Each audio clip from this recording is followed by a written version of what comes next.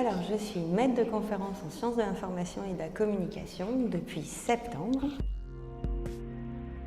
Très bien, c'était très riche, gros travail d'imagination, de collaboration. C'est intéressant toujours de voir que finalement on sait faire plus de choses que ce qu'on pensait initialement.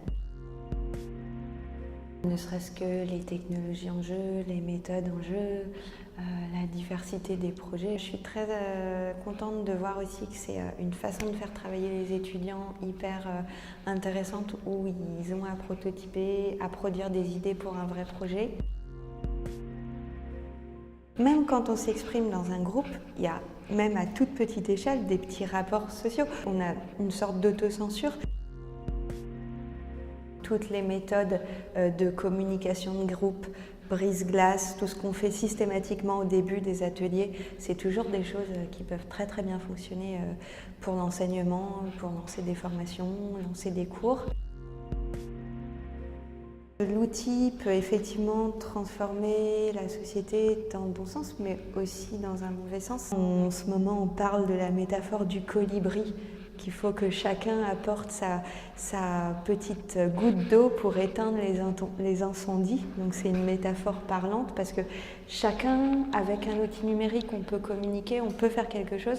Moi, j'ai tendance à dire, attention aussi, il faut aussi travailler à ce qu'il n'y ait pas des personnes qui allument des incendies.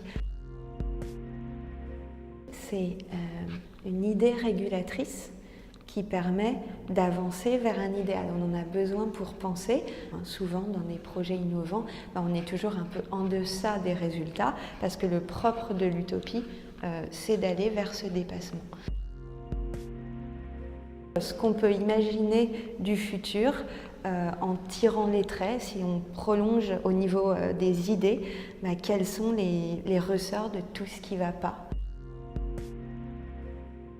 Les réalisateurs nourrissent ce fantasme d'une peur de la technique, peut-être parce que ça marche, on aime se faire peur.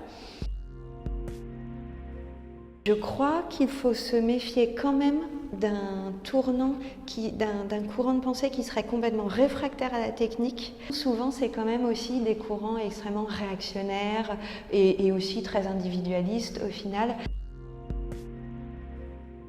C'est une dialectique. Voilà, fin du débat.